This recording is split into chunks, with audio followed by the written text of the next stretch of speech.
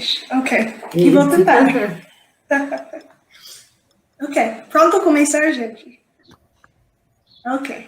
Então. Vou abrir meu documento aqui. Ok. Bom dia, gente. Bem-vindo à nossa mesa redonda de tecnologias de impacto social. Quero agradecer a todos por participar de nosso fórum de impacto social sergipano.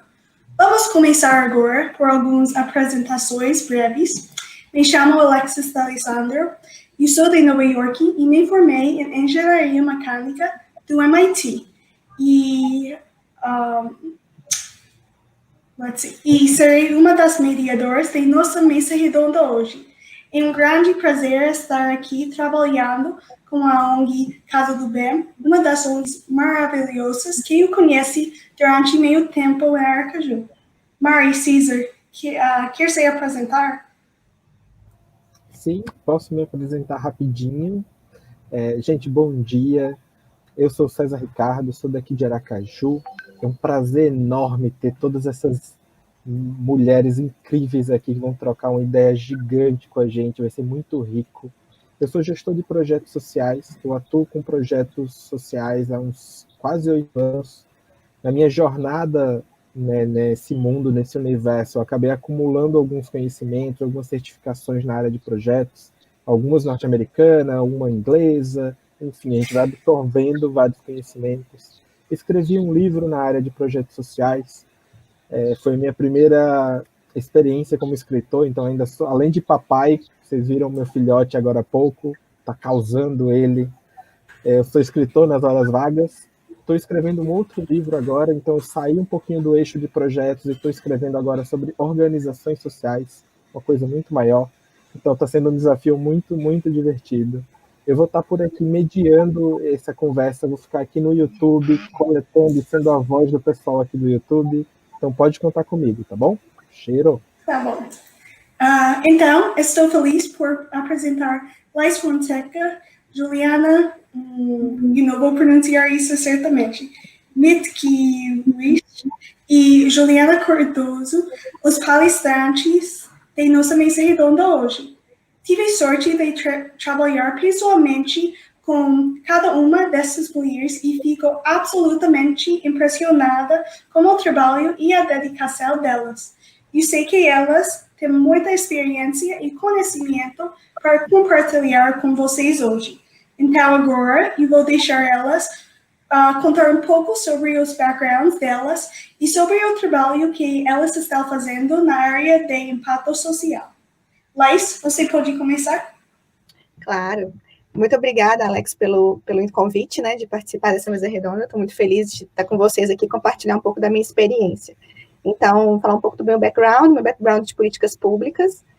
Eu sou mineira, né, trabalhei no governo de Minas, desenvolvendo políticas na área de educação e juventude. Depois eu fui para a área de consultoria em grandes empresas, principalmente trabalhando em processos e operações. E depois eu abri minha primeira empresa na área de saúde, que foi uma ONG, trabalhava com a conexão dos pacientes com os médicos corretos na minha cidade natal. Então, essa ONG veio muito de uma frustração pessoal que eu tive quando a minha mãe teve câncer, leucemia, e ela teve muita dificuldade de ter acesso à saúde de qualidade. E a gente percebeu que isso não era um problema só da minha família, era um problema, na verdade, nacional, inclusive global. E aí, a gente abriu a nossa primeira empresa, essa ONG começou com 0 pacientes, hoje atende mais de 100 mil pacientes, na nossa cidade tem 200 mil habitantes, aqui em Minas Gerais. Então, a gente teve bastante experiência de desenvolvimento, né, de como desenvolver, né, uma conexão com o sistema público de saúde, a própria visão mesmo, né, do sistema de saúde, e como que a gente pode gerar valor aí nesse processo. Então, foi minha primeira experiência. E depois eu fui para o MIT, né, fazer meu MBA, foi lá que eu conheci a Alexis, para desenvolver uma solução escalável para a América Latina, e foi aí que a Precavida surgiu. Então, ela foi fundada no MIT, com grants, né, com premiações e tudo mais, né, do MIT, e a gente, né, o objetivo da Precavida, na verdade, principal é criar um navegador de saúde personalizado, que conecta os pacientes com esses, né, profissionais de saúde, e que faz todo o acompanhamento de jornada de saúde desses pacientes, usando tecnologia e usando o fator humano, que para a gente é muito importante. Então, a gente percebeu, né, na minha visão, né, trabalhando com a ONG principalmente, que as pessoas gostam muito e precisam muito do cuidado, né, do entendimento, do que é importante para elas. Então, a Precavida surgiu com essa visão. E aí, durante o MIT, a gente passou por todos os processos, né, de empreendedorismo e tudo mais. Então, aprendi super, né, foi uma comunidade muito legal. Boston é uma comunidade muito forte em saúde. Então, aprendi, conectei com bastante gente. A gente fez o Delta V, que foi aceleradora de startups. A Alex participou com a gente, né, foi excelente. E depois a gente fez o Techstars em Boston, que é uma aceleradora, uma segunda maior aceleradora de startups do mundo. Então, a gente acabou de finalizar. E a Precavida foi lançada em maio. Então, a gente já está operando no Brasil e estamos desenvolvendo as tecnologias para escalar, né, a Brasil e a América Latina. Então, esse é o meu background. Juliana? Olá, prazer a todos e a todas. Obrigada pelo convite, Alex. Obrigada por vir. Meu nome é Juliana, eu também... Meu nome é Juliana, eu também sou mineira, de BH, mas vivi a minha vida quase toda em Ipatinga. Eu sou formada em engenharia ambiental e foi a partir daí que eu tive o meu primeiro contato com comunidades vulneráveis no norte do Brasil, no Pará. Então eu tive a oportunidade de trabalhar em uma grande mineradora, onde eu atuei no Pará e no Mato Grosso, desenvolvendo licenciamento ambiental para essas mineradoras. E foi daí a minha paixão e conexão com comunidades que eu decidi me aprofundar no estudo e fui para Portugal fazer meu estudos avançados em sistemas sustentáveis de energia e acabei emendando no doutorado em sistemas sustentáveis de energia também. A partir daí, eu tive a oportunidade de conhecer uma professora no MIT que me convidou para ir para o MIT desenvolver parte da minha tese lá. Então, foi aí que eu conheci o D-Lab e conheci a Alexis, né? Alexis no D-Lab, e o D-Lab é um laboratório que trabalha com tecnologia para erradicar, né, para atuar na pobreza mundial. Então, a partir daí que eu comecei a tendenciar a minha tese muito para o entendimento da comunidade, porque eu cheguei, né, no D-Lab com uma tecnologia já pronta para atuar em saneamento básico e em energia limpa para essas comunidades vulneráveis. E eu entendi que não adianta a gente chegar com uma tecnologia pronta sem entender realmente as necessidades da comunidade. Então, foi daí que eu tive o shift e a mudança, e aí, quando eu voltei para o Brasil, eu entendi que eu deveria conhecer a realidade das comunidades, por não viver essa realidade.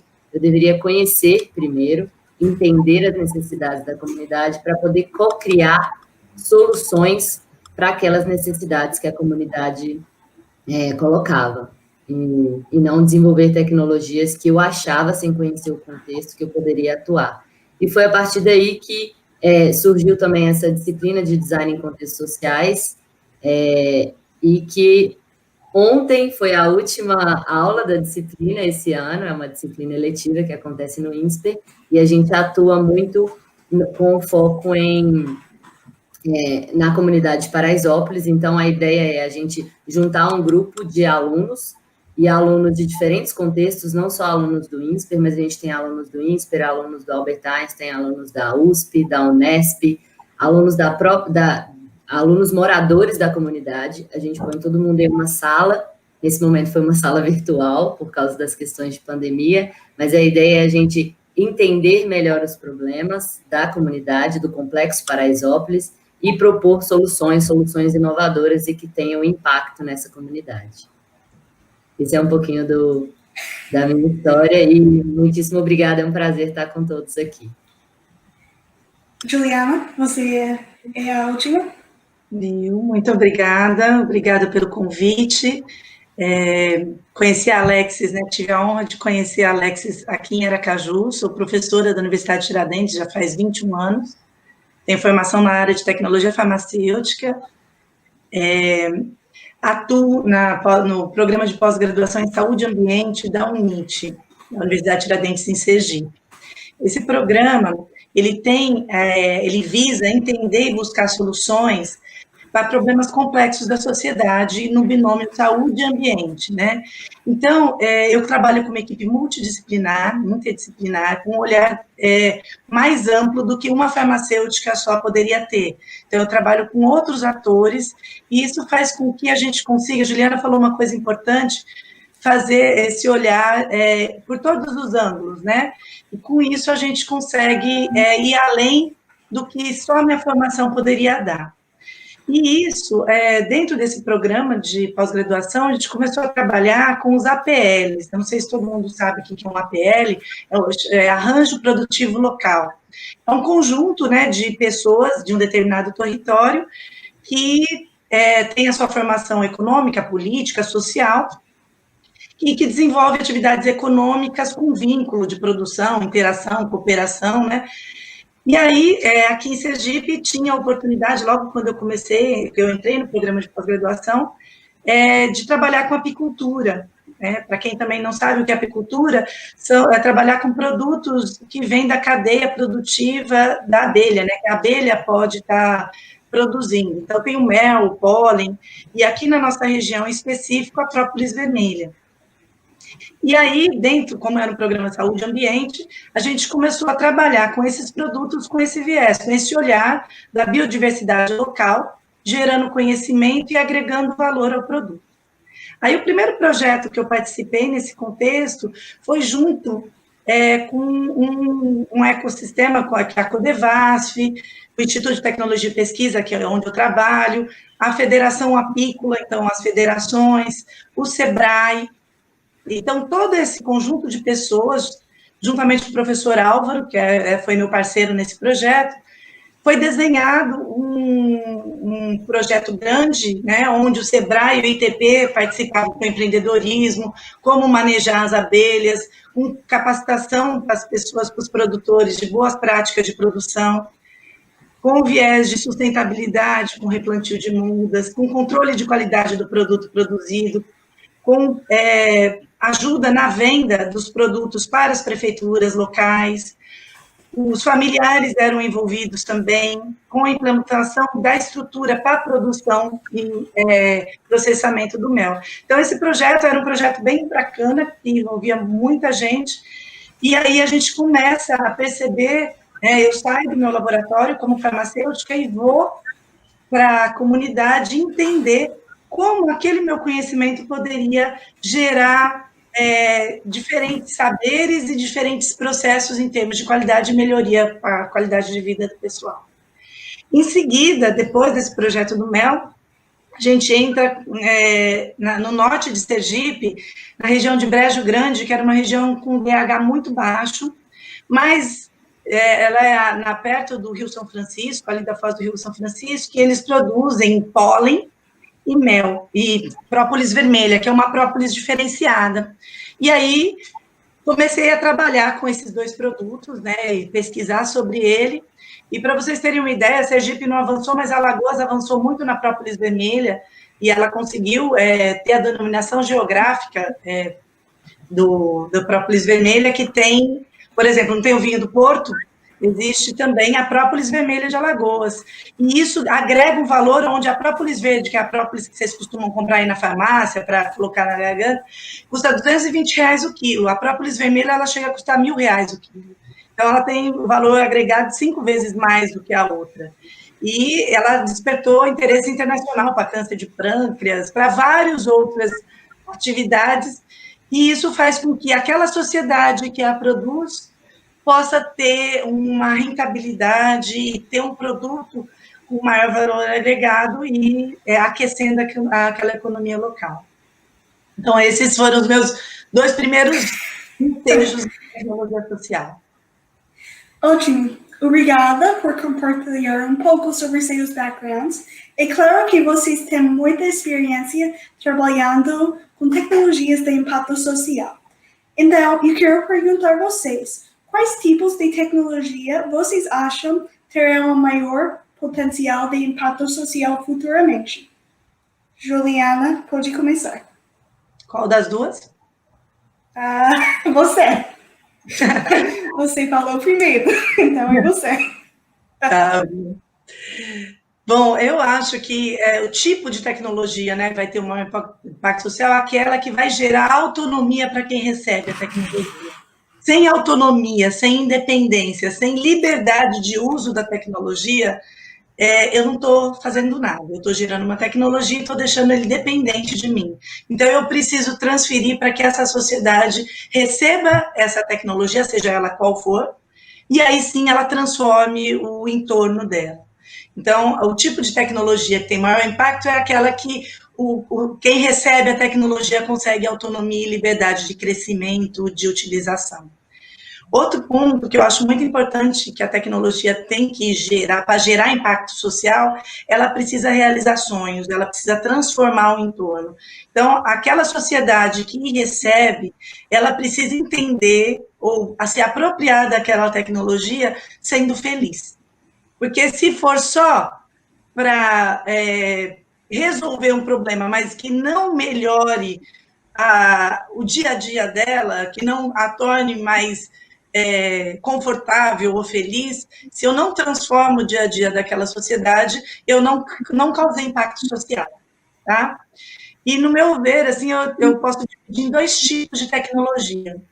Aquela que já existe, e aí eu, como um ator de transformação social e de transferência de tecnologia social, eu preciso criar estratégias de acessibilidade. Às vezes a tecnologia já existe, mas aquela determinada população não tem acesso.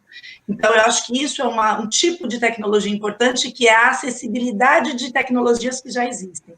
Então, pensar nisso, nesse viés, e um outro tipo de tecnologia é aquela que não existe.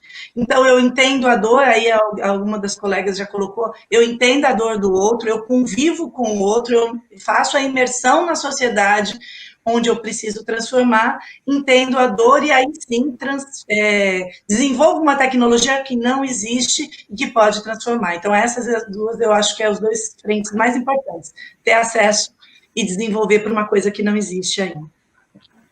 Laís? Perfeito, acho que, nossa, resumiu assim praticamente o que eu ia falar. Mas vamos falar primeiro por causa disso, né? Foi ótimo. Então, assim, eu fiquei assim, sem palavras, achei sensacional. Então, assim, o que eu acho, né? Complementando, então, o que a Juliana acabou de explicar. Para mim, o acesso pode ser um acesso tanto direto quanto indireto. Então, acho que entender, por exemplo, quais são, né, os pontos principais que aquela sociedade, talvez, para uma escada mesmo de acesso. Então, no nosso caso, falando de saúde, que eu acho que é onde que eu entendo um pouco melhor. Existem vários tipos de serviços, né, que às vezes a gente consegue disponibilizar para os pacientes, e às vezes outros tipos que são mais complexos e tudo mais, que o SUS, no caso, deveria disponibilizar. Então, a gente consegue segmentar, né, e personalizar, né, os processos para que aquela pessoa tenha acesso dentro das condições dela. Então, tem a questão de acesso tanto de alta qualidade quanto de preço também, né, da possibilidade de pagamento e tudo mais. Então, entender todos esses contextos. E, além disso, uma coisa que eu acho muito importante, né, que eu desenvolvo muito a questão da empatia, né, para entender detalhes mesmo, não só uma coisa macro, mas detalhes mesmo do processo de cada pessoa, enfim, cada sociedade, para fazer uma adequação, né, bem específica para aquelas realidades. Então, no meu exemplo também, né, de saúde, a diferença é por zip code, é por CEP, né, então, se a gente olha por cada CEP, né, de uma cidade, você vê que tem diferenças, né, de acesso em, né, bairros, por cidade, por o próprio SUS em si, como é que ele se estrutura. Então, acho que desenvolver tecnologias que vão do global para o micro é muito importante também, para gerar, né, impacto social. Então, a gente pensa, né, localmente, mas desenvolve uma coisa que pode ser escalável para várias regiões, em segmentação e tudo mais. Então, complementando o acesso. E o outro pilar, qual foi o pilar, Juliana, que você falou, que eu gostei muito, foi o acesso, e o outro? Eu falei de desenvolver uma coisa nova que não existe para resolver o problema. Isso, então eu quero até complementar nessa metodologia que eu gostei. Então, essas coisas novas, né, nessas novas tecnologias, no nosso caso, a gente reinventa o velho. Então, a gente, por exemplo, no nosso caso, a gente usa o WhatsApp, que todo mundo usa o WhatsApp, todo mundo né, tem uma grande penetração no país, principalmente, e a gente utiliza ele para, né, para reinventar e coletar dados, e a partir dessa coleta de dados a gente faz os algoritmos para poder identificar e né, sugerir os melhores serviços de saúde para aquela pessoa / população, né, ou população que a gente quer gerenciar, né. Então, a gente reinventa também, né, coisas que já são simples, de fácil utilização, para também gerar uma coisa nova, né, que é as recomendações personalizadas. Então, acho que, assim, né, dando um exemplo nosso dessas duas metodologias, eu acho que foi bem complementar. A outra Juliana agora. Uau, eu, assim, concordo com tudo que vocês falaram, né? Muito da inclusão, né? Acho que foi um ponto também que me veio primeiro à cabeça, é a inclusão. É que hoje, quando a gente fala de tecnologia, ela não é inclusiva, né? Ela é, na verdade, elitizada e seletiva. Então, ela, na verdade, ao invés de unir, ela desune. Ela desune pela falta de conhecimento, pela inclusão digital, pelo acesso a essa tecnologia. E aí eu estou falando de várias, e eu vejo a tecnologia, na verdade, ela mais como um como, né? Então, acho que ela é uma ferramenta que deve ser usada para potencializar o impacto, né? Eu não vejo a tecnologia, talvez, como a resolução dos problemas, eu vejo ela como um meio de resolver problemas. Então, acho que é muito importante, sempre quando a gente for pensar, e eu falo isso muito até pela experiência, né, desse trabalho de conclusão do curso que os alunos fizeram ontem, eles trouxeram muito uma pegada tecnológica, mas eu sempre provoquei muito do como, porque às vezes essa tecnologia, ela não vai resolver o problema. Você primeiro tem que testar, talvez de uma maneira muito mais manual, se vai realmente gerar valor, porque a tecnologia, eu acho que ela é um meio de gerar valor, e ela não gera valor por si própria. E eu acho que é muito importante também, pegando um exemplo hoje que a gente está falando de saúde pública, de um problema muito grande de saúde pública, acho que a inteligência de dados é uma tecnologia, né, é um meio que pode trazer muito valor para a sociedade, né? Mas aí, quando eu falo de inteligência de dados, eu estou falando que eu posso até proporcionar essa inteligência de dados para o setor público, mas pode ser que aquela pessoa ou aquele setor público que vai receber não saiba interpretar. Então, eu estou falando muito assim, eu estou entregando o valor de uma ponta e a outra não está conseguindo ler esse valor. Então, a gente tem que saber falar a mesma linguagem tecnológica, né? Então, a inclusão ela é muito importante. E, para não chover no molhado, né? Que eu concordo com tudo que a Ju e a Laís falaram também. Ótimo. E também concordo com os pontos de vista de vocês. Então, eu quero falar um pouco mais com Juliana Mikulich e sobre trabalho com as comunidades. Então, eu sei que vocês trabalharam extensivamente com as comunidades afetadas antes de criar uma solução. Então, eu quero ouvir de vocês. Desculpa. Qual é a sua abordagem para aprender sobre os clientes e as comunidades afetadas? E quais foram os insights mais importantes? Mas pode começar. Então, eu acho que assim, a minha abordagem foi muito tanto de pesquisa, quanto também, né, de estar fazer imersões e, né, de fato, criar esses momentos que a gente chama de observações e imersões dentro da comunidade. Então, no meu primeiro negócio, como era uma comunidade local, inclusive que eu fazia parte dessa comunidade, tinha muitas coisas que já eram tácitas, que eu já conhecia, né, por estar na comunidade em si, mas outras que eu tive que fazer várias imersões. Então, por exemplo, a gente criou, né, essas conexões dos pacientes com os médicos corretos, a gente tinha que entender muito de como o sistema de saúde funcionava e como a gente poderia complementar o sistema de saúde público. Então, eu fazia imersões tanto para entender fila de SUS, fila de espera, por especialidade, fazia entrevistas, né, com os pacientes nas filas, entendendo, né, o que eles estão buscando e quais são os critérios de decisão deles. Então, foi uma metodologia bem de pesquisa e imersão mesmo. Então, as duas estratégias que a gente utilizava. Para a Precavida em si, eu estava nos Estados Unidos, né? Então, eu estava longe da comunidade. Então, eu não tinha tanta essa possibilidade. Então, eu fiz muito isso através de multiplicadores. Então, eu tinha uma pessoa em campo, né, que trabalhava comigo nessas questões. A gente fez uma pesquisa de mais de 150 cidades no Brasil para escolher a nossa primeira cidade. Então, a gente fez pesquisa tanto com dados secundários, tanto com entrevistas em profundidade. Então, a gente ia nos locais que a gente gostaria de, né, desenvolver a empresa e fazer entrevistas, tanto com médicos quanto com pacientes. Então, foram qual e quant. Então, acho que e é importante o qual e o quant. Tá? Às vezes, a gente é muito, assim, nossa visão MIT é muito de dados e, né, querer ver tudo quantitativo. E, assim, os melhores insights são entrevistas mesmo com os pacientes, com os médicos, entrevistas mesmo mais qualitativas, são os melhores insights. Então, por exemplo, a gente fez o primeiro teste da empresa com o aplicativo e percebeu que não funcionava, que o WhatsApp era muito mais eficiente. Então, a gente mudou toda a estratégia da empresa para fazer via WhatsApp, porque não adiantava, as pessoas não tinham telefone, que não conseguiam baixar, né, o aplicativo, telefones muito pequenos, que você não conseguia ver, e sendo que não fazia sentido mesmo ter um aplicativo, né? Então, a gente foi um pivot, por exemplo, na empresa gigantesco, que a gente estava pensando em desenvolver um app, falou, não faz sentido. Vamos usar né, conversas via WhatsApp e algumas partes até áudio, né? Então, até para adaptar, né, ao nível de comunicação que o brasileiro tem. Então, acho que foi isso, assim, foi as estratégias que a gente utilizou. E nunca é o suficiente, tá? Então, na verdade, a gente, né, é um negócio que é um interativo, e quanto mais você pesquisa, mais você tem que pesquisar. Então, ontem, por exemplo, eu estava conversando com um usuário, praticamente o dia inteiro. Então, assim, é o dia a dia do negócio, você conversar com o usuário e entender o que ele está buscando, o que ele está precisando, para você desenvolver o produto cada vez melhor. Juliana.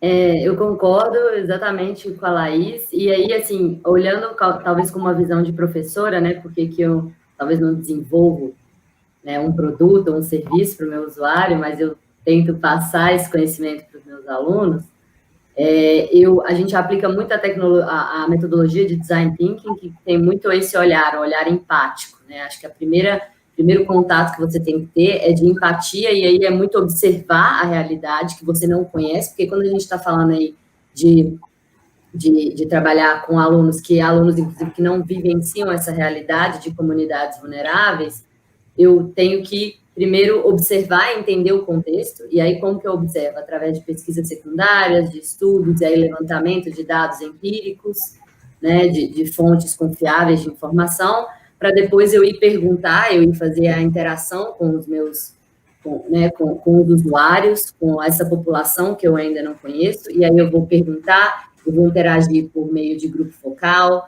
eu vou fazer workshops, né, para entender diferentes contextos, e aí, acho que um terceiro e último ponto muito importante, eu vou vivenciar aquele contexto, né. Eu acho que não adianta eu simplesmente perguntar, ter uma via única de pedir informações se eu não me conectar de alguma forma com aquele usuário, né? Então, eu vou vivenciar aquela realidade, eu vou tentar sofrer na pele o que essas pessoas vivem, né? E aí, falando muito de territórios periféricos, que, por exemplo, eu não faço parte dessa realidade, então, como que eu sei o que eles passam? É vivendo, é ficando um tempo lá, vivenciando, e não é só um tempo, né? É que acho que o modelo ideal é eu me mudar para lá, ter uma experiência de vida lá, mas esse é o modelo ideal. A gente entende que a gente não consegue atuar assim, então a ideia é ter sempre essas experiências de vivências. Eu acho que isso, para além de transformar e de entender mais o meu usuário, transforma a minha própria realidade. Porque quando eu não vivo e não conheço aquela realidade, eu crio preconceitos. Conceitos pré-estabelecidos que eu tenho de toda a minha trajetória de vivência. E eu não entendo, eu só julgo. E aí, quando eu passo a vivenciar, eu começo a entender aquele indivíduo como uma pessoa só, né? Eu consigo personalizá-lo e consigo entender muito melhor o contexto que ele vive, que eu nunca vivi, que talvez eu julguei e tinha um julgamento, inclusive, errado em relação àquilo. Então, acho que, por meio de técnicas de design thinking, a gente tenta reduzir esse distanciamento e fazer uma reflexão uma autorreflexão para depois eu poder olhar para o outro com aquela minha visão já que é limitada e que vem muito do histórico que eu já vivi, né? Então, esse é o grau de empatia que a gente tem que ter, e a empatia de não se colocar no lugar do outro, porque eu nunca vou conseguir viver o lugar do outro, que eu nunca vivenciei. Mas eu vou tentar escutá-lo da melhor maneira para tentar compreender uma realidade que eu não vivo. Então, acho que é esse um pouquinho do que a gente tenta passar para os alunos e que vem muito de estourar bolhas sociais. A ideia é criar um ambiente saudável para criar um ambiente, na verdade, seguro para criar conflitos construtivos. E esses conflitos vêm muito da minha perspectiva e da realidade que eu nunca vivi. Então, eu vou julgar. E, ao invés de eu julgar, eu vou perguntar. vou perguntar para conhecer mais a realidade que eu não vi. Ótimo. Então, a Juliana falou um pouco sobre o papel de professor na área de impacto social. Então, eu quero ouvir um pouco mais das duas Julianas que nós temos aqui sobre os alunos e como eles podem se envolver em projetos de impacto social em suas comunidades. O que vocês acham? Posso começar? Pode. Bom, eu acho que muitas coisas, a gente está conversando aqui com ONGs, né, o terceiro setor, movimentando isso. Mas a universidade, ela tem um papel fundamental de transformação, porque a tecnologia, muitas vezes, vai nascer dentro do espaço, que é a universidade, de produção de novo conhecimento. E esse conhecimento, ele precisa ser derrubado para a sociedade, precisa ser derramado na sociedade, né? E aí, se não tiver uma indução, isso ficar difícil. Existem 3 pilares da universidade, que é ensino, pesquisa e extensão, né? Então, ensino, conversa com a sociedade, e a pesquisa onde a gente produz o conhecimento. E existe um dogma aí, uma premissa, que essa tríade conversa, né? Só que muitas vezes isso é feito de maneira tão mecânica que isso não interage. No Brasil, até o próximo ano, vai ser obrigatório todas as universidades a exercitarem isso de maneira obrigatória. E isso se fala assim, poxa, tudo que é obrigatório é ruim. Não, é uma maneira que eu enxergo, né, que o Ministério da Educação resolveu para fazer com que essa política realmente aconteça. Então, a partir do próximo ano, todas as universidades brasileiras vão precisar ter em sua matriz curricular, ou seja, onde o aluno participa para formar, na sua matriz formativa, 10% de extensão. Então, isso vai provocar com que os docentes e discentes busquem projetos na sua comunidade. Por exemplo, eu tenho alunos que moram no interior de Sergipe. Aí as colegas aí falaram, olha, talvez me mudar para aquela sociedade. Às vezes eu tenho um ator ali. E ele me traz o problema, né? Alguém falou também em multiplicadores, pessoas que já estão lá no local. Então, isso vai gerar muita riqueza, porque eu sou de determinada comunidade, eu trago a dor dessa comunidade para a gente desenvolver juntos um projeto, uma solução, e sim fazer a entrega. Então, eu acho que esse momento desses 10% aí, da formação do aluno, que aí eu vou ter um cidadão diferente, porque eu vou estar formando uma pessoa que vai ter esse olhar, então eu já transformo culturalmente a nossa sociedade quando eu faço isso. Eu tenho uma ação efetiva, porque vai ser coordenada de maneira institucional, então a instituição ela vai ter responsabilidade sobre isso, então isso é muito importante para a transformação da região onde ela se insere, né? E você ter todos os alunos, porque antes, ou até hoje, o projeto de extensão ele é pontual. Eu quero participar, professora. Aí o professor quer fazer. Então, aí vai ser obrigatório. Então, todo mundo vai passar por isso. Então, eu acho que, como eu enxergo essa busca através da reorganização institucional das universidades para isso. E aí a gente vai colher os frutos daqui uns 4, 5 anos, a gente vai voltar a conversar, e eu acredito que se isso for bem implementado, a gente vai ter coisa bonita por aí.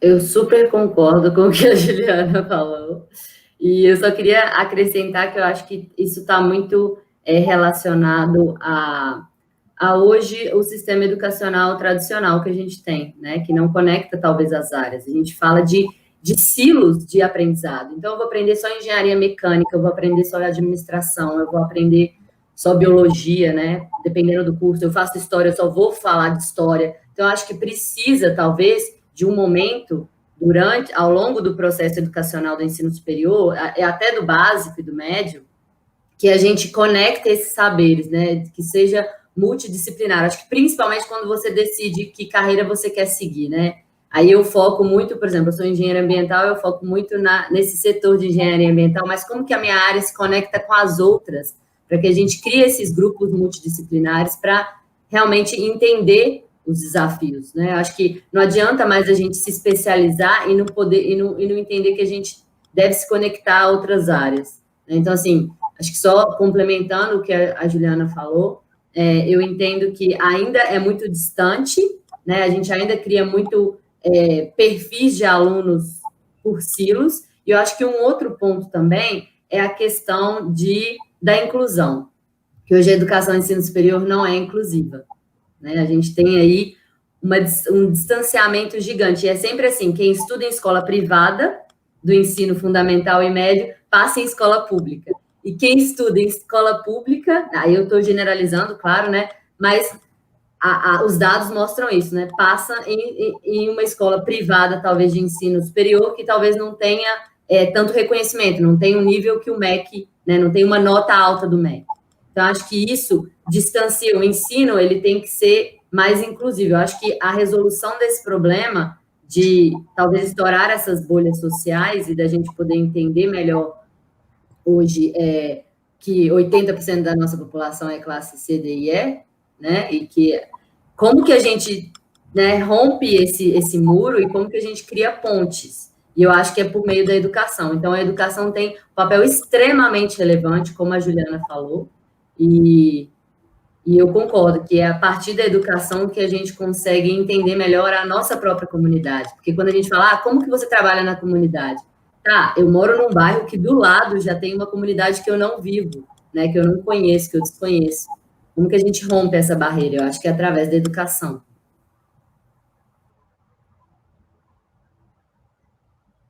Você está no mudo, Alexis. Você está no mudo. Continua no mudo. A gente não está te ouvindo. Ok. Terceira vez. Obrigada pelas perspectivas. Agora eu vou mudar para a Laís, para entender um pouco mais sobre a perspectiva de uma empresária. Laís, para você, qual é a melhor parte e a parte mais desafiadora de administrar uma empresa social? Acho que eu vou começar pelo melhor, né? A gente sempre começa pelo melhor.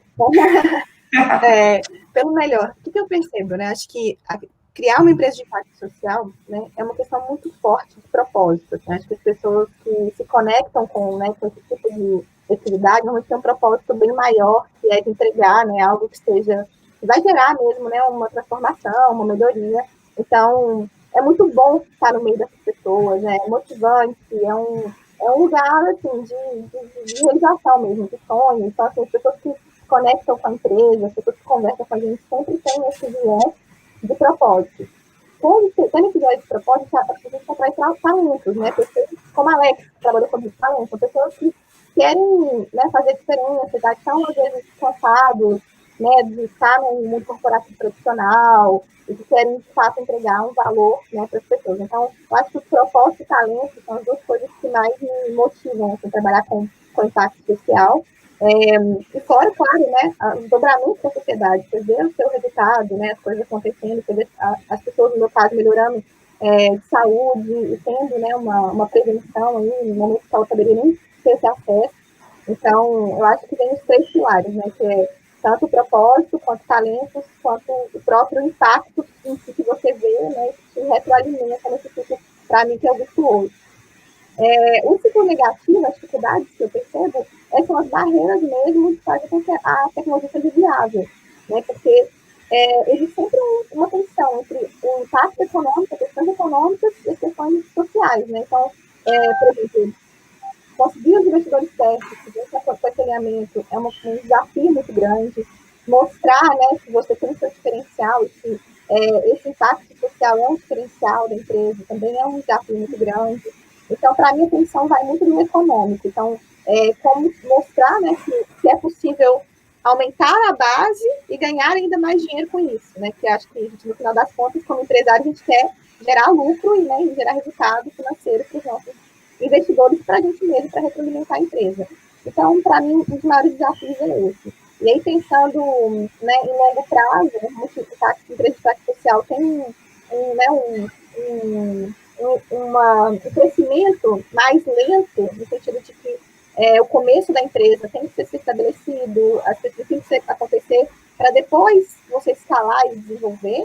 E às vezes as empresas que estão com foco mais, não tem foco social, um foco mais econômico, conseguem essa barreira ser mais rápida, né?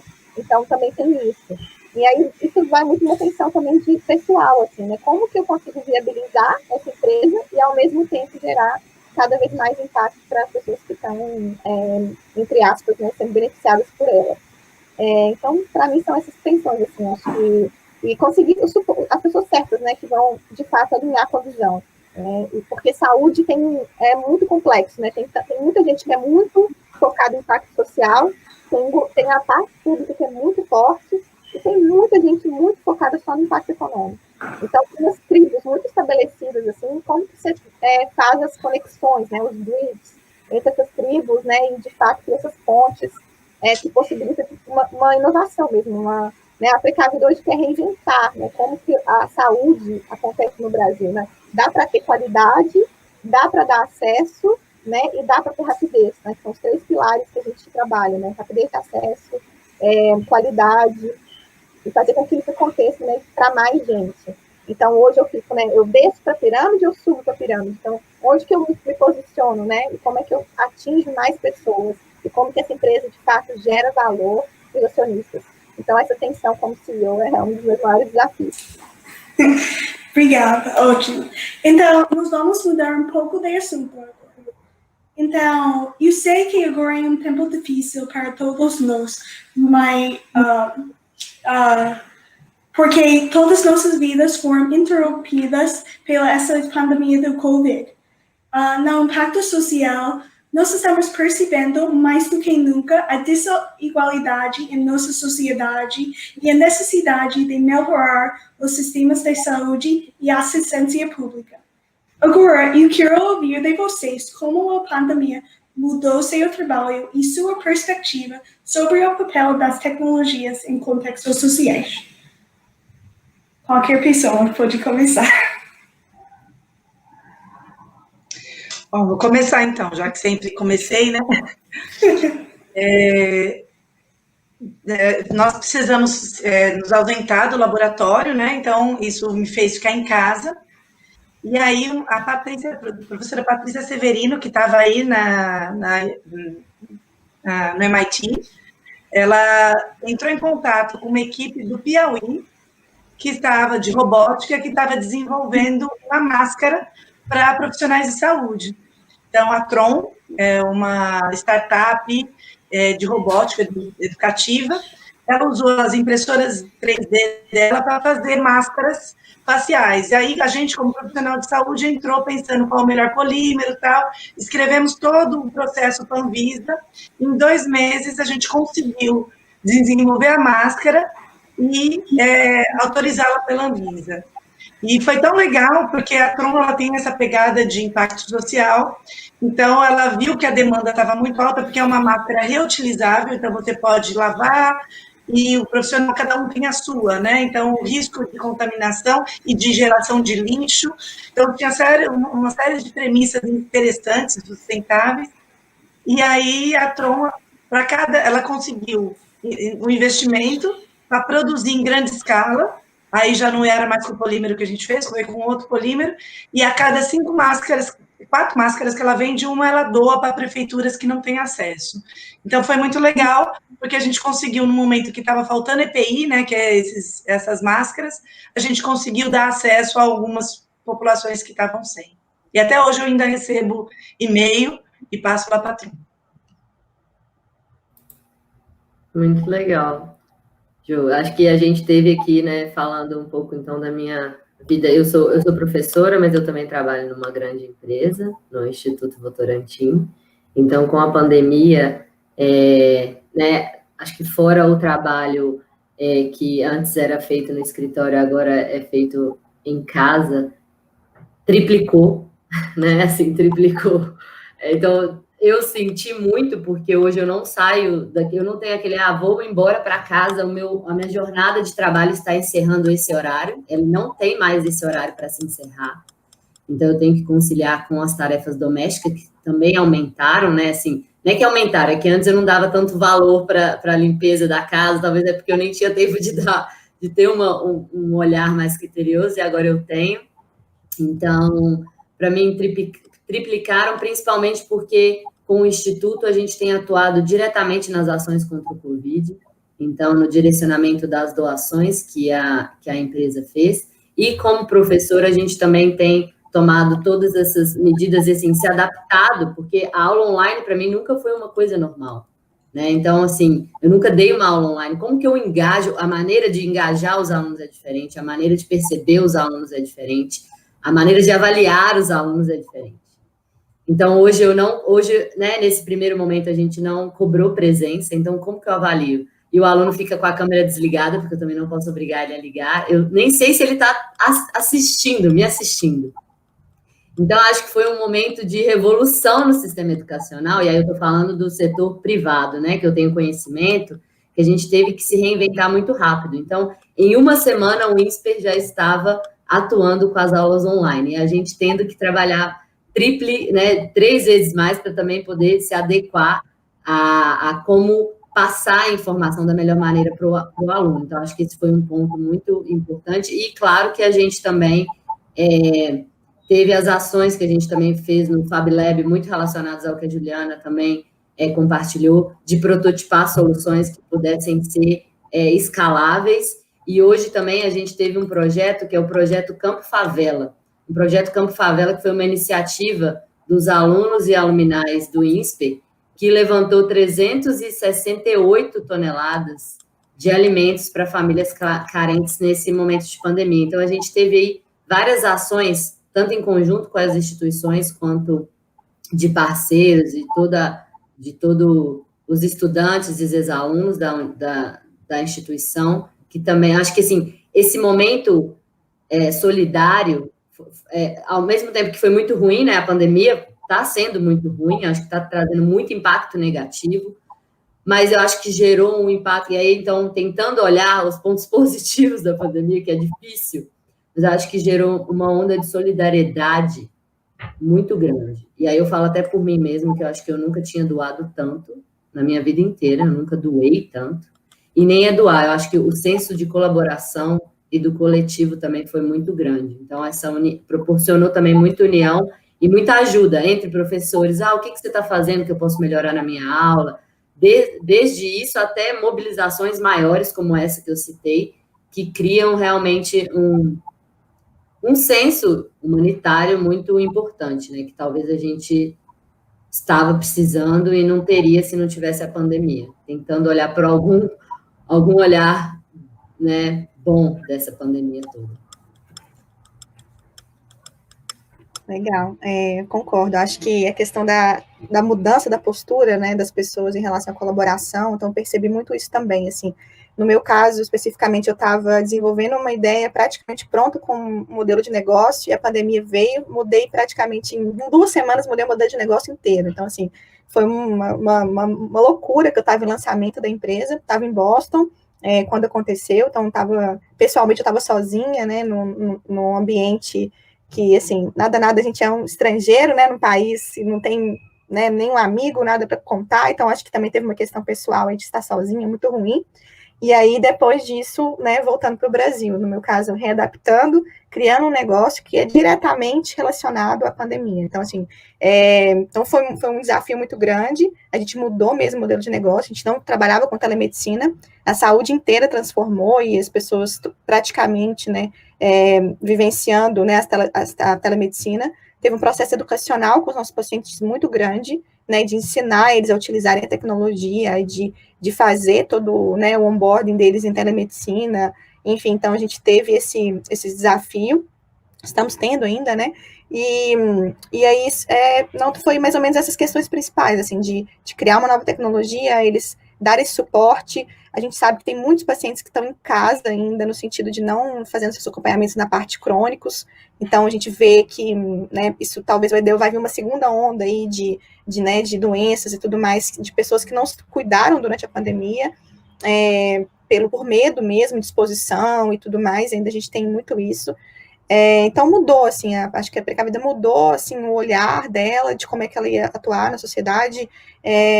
Eu, enquanto, né, líder, também mudei a forma, a gente já era remoto, nosso time todo já era remoto, porque eu estava nos Estados Unidos e a empresa no Brasil, então a gente já tinha esse dia a dia remoto, então já sabia gerenciar, já tinha essas metodologias implementadas no time, então não foi tanto impacto para o time em si, mas o trabalho triplicou, como a Gil falou, triplicou no sentido de paciente mesmo, né, de entender e trabalhar com os pacientes, de impacto na comunidade. A aquisição de pacientes é uma coisa que é um desafio nosso gigante, a gente sabia onde as pessoas estavam, que era na fila do SUS, agora elas estão em casa, então, é muito difícil achar elas, encontrar elas, então, falando de negócios, nosso custo mudou, nossas projeções financeiras mudaram, porque a gente tinha uma expectativa e hoje é um novo normal, né? Então mudou mesmo a forma que a saúde vai ser vista e acessada no país. Onde se posiciona ainda, não sei, onde a gente vai parar, né? Acho que a gente ainda está nesse processo de entender onde a gente se posiciona. Nos primeiros meses de pandemia foi telemedicina praticamente tudo, agora a gente já vê um retorno, ainda não sei qual vai ser o percentual, né, de split, dos pacientes ainda, mas a gente sabe que tem tudo para continuar e que a regulação mudou, a legislação mudou, mas ainda é provisório, então tem uma questão também de um risco regulatório aí de voltar e a gente ter que se readaptar, né, então, acho que foi isso, assim, e pensando em expansão, hoje a gente vê também muitos atores entrando no mercado, então, às vezes empresas internacionais que não estavam vendo o Brasil como um foco, estão entrando no mercado, então tem uma mudança, né, de players. Então, acho que a saúde, de fato, virou um hotspot aí de investimento, muitos investimentos na parte privada, e pública a gente tenta, né, ao máximo, mas assim, a gente vê que público não teve tanta alteração, por mais que teve esses investimentos, ainda é um setor muito frágil de acesso ainda, né, tem muita melhoria para fazer. Então, ainda não sabemos, ainda está um mercado um pouco conturbado. Então, até a gente entender onde que vai ser o posicionamento, aí talvez vai demorar mais de um ano aí, para a gente entender onde a saúde se posiciona depois da pandemia, que, de fato, é o mais legal de tudo que eu achei, gente, acho que até queria compartilhar, é que todo mundo falando de saúde agora, que quando eu comecei, saúde era assim, tá, não era uma coisa, porque era muito lento, difícil de mudar. Então, hoje não, assim, hoje, saúde, ok, né, vamos conversar. Então, acho que mudou, assim, isso me deu mais ânimo como empreendedora também de estar no setor. Você está no mudo, Alexis. De novo. Então, ótimo. É claro que é um tempo difícil para todos nós, mas, como vocês falaram, também é um tempo bom e uma grande oportunidade para crescer e inovar. Então, eu tenho confiança que juntos nós vamos conseguir ser mais forte do que nunca. Então, uma pergunta para vocês, a última pergunta. Durante esses tempos difíceis, e geralmente também, quais conselhos vocês dariam para jovens cientistas, engenheiros e aprendedores de tecnologia que desejam trabalhar na área de impacto social? Sair da bolha,